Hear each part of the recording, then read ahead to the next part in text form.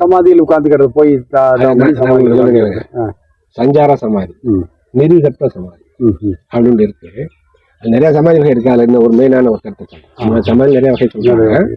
அதுல சஞ்சார சமாதி அப்படின்னு சொன்னா இந்த உயர்ந்த ஞான அந்த இறை சிந்தனையோடு அந்த இறை காட்சியோட அப்படி செயல்பட்டு கொண்டிருக்கு. அது என்ன சஞ்சார சமாதி, சஞ்சாரம் என்றால் செயல்பாடு அப்படின்னு அர்த்தம். சஞ்சாரம் என்றாலே செயல்னு அர்த்தம். இப்ப சமாதி என்றால் செயல்பட்டுக்கிறதுக்கான அமைதியா இருக்கு அப்படின்னா இவன் அறிவு அங்க ஆனந்தமாக அங்க நிக்குது. அறிவு அந்த ஜோதியை குடும்பத்தை காட்சி இறைவனை பார்த்து அந்த அப்படியே நிக்குது. ஆனா சரீரம் எல்லாம் ஒரு வேலை செஞ்சுக்கிட்டே இருக்கு. அந்த திருப்பில அப்படி பாக்குறான். அதுக்கு வேற சஞ்சார சமாதி. உயர்ந்த ஞானத்தை அடைந்து அந்த காட்சியா இறைவன் அந்த சிந்தனைகள் அப்படியே அங்க உயிர் அங்க நிக்குது. ஆனா செயல் கடமைக்கு பாரி அப்படியே செஞ்சுக்கிட்டே இருக்கோம். இப்படி எல்லாம் நிறைய வேலைகள் அபிச்சு ஆச்சாரிய அபிச்சு விட்டீங்கன்னா அப்படியே ரொம்ப அதாட்டி அறந்துட்டே இருக்கேன். சிந்தனை கரெக்டா இருக்கும். சிந்தனை சரியா இருக்கும், வேலையும் சரியா இருக்கும். இதுக்கு பேர் சஞ்சார சமாதி. அது ஏன்னா இந்த மாதிரி எல்லாம் அடியார்கள் நிறைய கடமைக்காக, உலகத்தினுடைய கடமைக்காக உயர்ந்த நிலை அடைந்தும் அந்த சிந்தனையோட கடமைக்காக செய்யும். அந்த கடமை அப்படி இருக்கும். இந்த மாதிரி அந்த ஏக காட்சியாக தன் உணர்வாக இறைவனாகவே எல்லாம் காட்டு ரசித்துக் கொண்டும் தன் செயலும் செய்து கொண்டிருப்பான். இதுக்கு எப்படி ஒரு உதாரணம் கேட்டீங்கன்னா, இப்ப தண்ணி பானை வைக்கிறாங்க கிராமங்கள்ல, தண்ணி இடத்துல இருந்து தூக்குறவங்க 2-3 பானை வேற வச்சு மேல வச்சிருவான். ஆனா நடந்து போயிட்டு கையில எல்லாம் பிடிச்சிருக்கிறான். ஒரு பிள்ளைய வேற வச்சிருக்கிறான். ஆனா பானை விழுகல. பக்கத்துல பானை மேல பானை வச்சிருக்கிறான். கையில குழந்தை வச்சிருக்க, எங்கிட்ட ஒரு கையில வாலி வச்சிருக்கான்.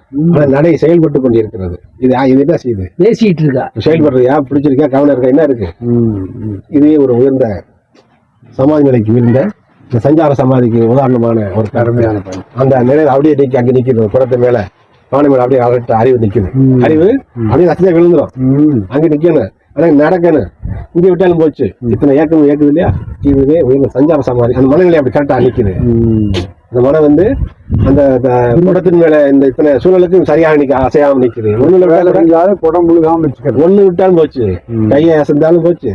இது எப்படி இருக்கிற என்ன நிலை? இதுவே உயர்ந்த அந்த மனநிலைக்கு, உயர்ந்த மனநிலைக்கு பேரு நிர்விகற்ப சமாதி என்றால் அப்படியே அப்படியே எந்த செயலும் இல்லை. யாரு போறா தெரியல, என்ன ஆச்சு தெரியல, என்ன எறும்பு அடிக்க ஈ அடிக்குதா, எதுவும் இல்லை. அந்த அதுவாகவே ஆகிவிடுவது. இது அதுவும் நானும் சேர்ந்து இயங்குவது.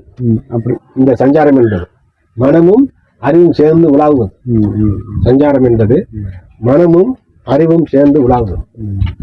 அது மனம் என்றது இல்லாமல் அறிவாகவே இருப்பது.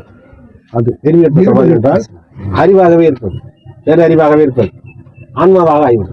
மனமாக இல்லாமல் ஆன்மாவாக இருப்பது, ஆன்மாவாக உணர்வது, ஆன்மாவாக நான் ஆவது நிர்விகற்ப சமாதி. சஞ்சாரம் என்றால் இந்த செயலோடு இந்த உலக ஏக்கமும் இயங்கி கொண்டு அந்த உணர்ந்த சிந்தனை அப்படியே அந்த நினைவு இருக்கு, அந்த உணர்வு இருக்கு, அதை செயல்படுகிறான். அப்படியே இதை எழுதுற ஒரு கவிதை இதெல்லாம் என்னது? அறிவு இருக்கு, இங்க செயல் இருக்கு. இது சஞ்சார சமாதி. ஒரு கவிஞன் ஒரு தந்தை வரைக்கிறான்னா அப்படி பாக்குறான். அறிவு அப்படி இருக்கு, ஆனா செயல்பட்டுக்கிட்டே இருக்கான். இது ரெண்டு நிலைக்கு சேர்ந்து இருக்கு. அப்ப காட்சி கற்பனைக்குள்ள சிந்தனையும் இருக்கு, செயலும் இருக்கு. இதுக்கு இந்த மாதிரி இந்த குடத்தை தாதி எப்படி செயல்படும், இந்த மாதிரி ஒரு வேணும் ஞானிகள் இப்படி செயல்பட்டு கொண்டு இதெல்லாம் சஞ்சார சமாதி.